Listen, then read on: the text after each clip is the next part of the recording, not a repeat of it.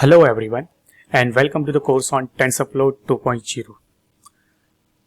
Google Colab, a short acronym for the Google Colaboratory. So what is Google Colaboratory?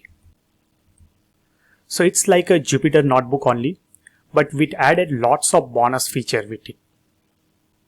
It is hosted by the Google, so you do not need to worry about any hosting. But you require always a Google account.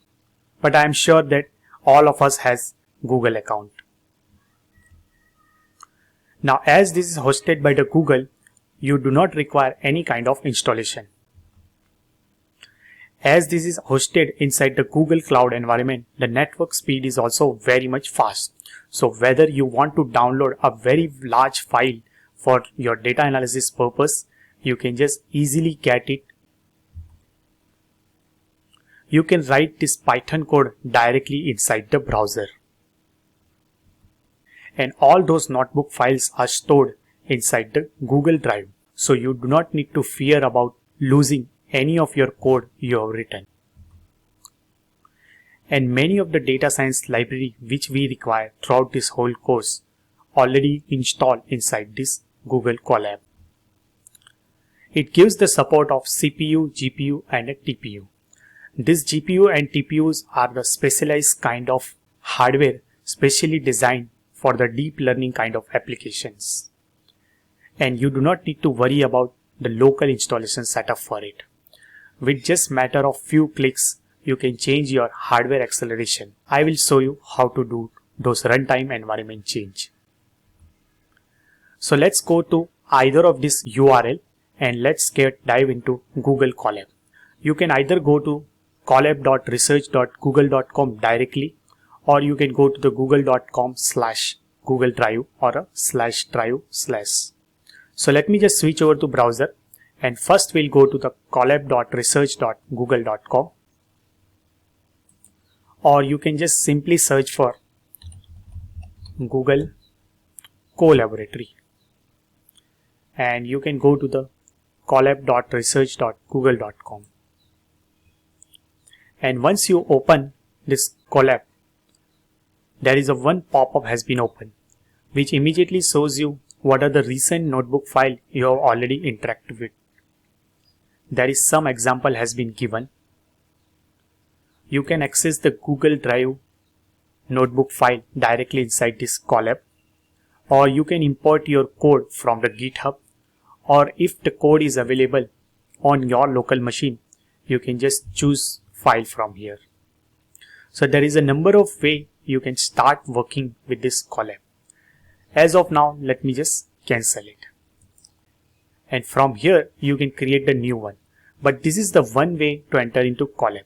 Let me open into new tab, Google Drive.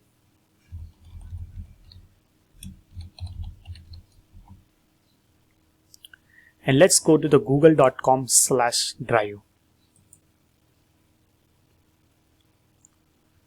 Let me go to the Google Drive.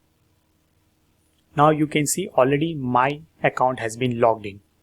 If you have not logged in, you have to create one Google account and then only you can enter it.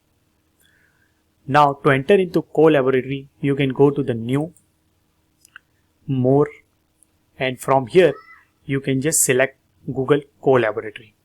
But now as if you are using this Colaboratory first time, it may not be visible here. So in that case, you can just simply go to the Connect More Apps. And from this Connect More Apps, you can just simply search for Colab. And from here, you can add it to the Google Drive. I have already added it, so I'm just going to close it. And from new, more, Google Colaboratory. So let me just click on it and it will create brand new Jupyter notebook inside this Colab environment. Now the same new notebook file you can create from here also and from here also. So this is the two way I have shown you how to enter and create the first Jupyter blank notebook for you.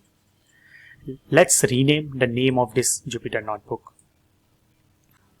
So let's say tf underscore 2.0 or a 20. So this way you can create a new Jupyter notebook file inside the Colab environment and you can rename it. Now especially there is a two kinds of cell. One is a text kind of cell where you can write all those kinds of markdown formatting. So let's click on it and create one text cell. And here there is a number of formatting options are available. Let me write a very simple text. Let's say this is title. From here you can change the heading and you can see here the preview. Let's change the heading. So this is the first level heading, this is the second level, this is the third level heading. Let's make it a first level as of now. From here you can make your font bold, even italic. If you want to write some kind of code, you can use it from here. So whenever you want to add some kind of programming code, you can use this one. You can insert some kind of hyperlink also, or you can insert the images also. And there is a usual options like indentation, bullet point, and you want to add some kind of horizontal rule. So this is a text kind of cell. Now to execute this text cell, you can just simply use Shift Enter. And you can see this is title got up here. So this is kind of text cell whenever you want to write any kind of title or some kind of comment that what your code is all about. Another kind of cell is code. So let's create a new code cell. By default the new code cell has been created, but let me click on it so you will get a more idea. So new code type of cell has been created.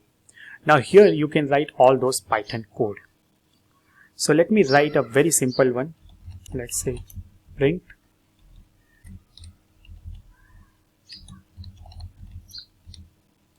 hello world. Now to execute this Python code, you can just simply click on it, run cell, or just press Ctrl Enter or Shift Enter.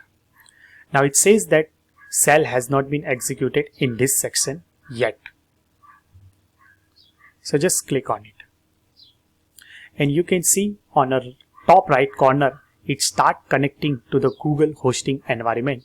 First time only it will connect it and allocate a dedicated space on their cloud environment for you. So it start initializing with Python 3 backend engine. So first time it gets little time to execute this code. Now let's create another one. Very simple, let's say 3 plus 5. And to execute it, you can use Shift Enter or a Control Enter also. And you can see now you got the result immediately. On the top right corner, you can see there is a RAM and hard disk has been allocated to you. So this is how you can get started with Google Colab on a Google Cloud environment. Now there are a number of other options are available, like from file, you can create a new Python 3 notebook. You can upload the new notebook from your local machine, or if you want to save this notebook file on Google Drive or a GitHub, you can use it from here.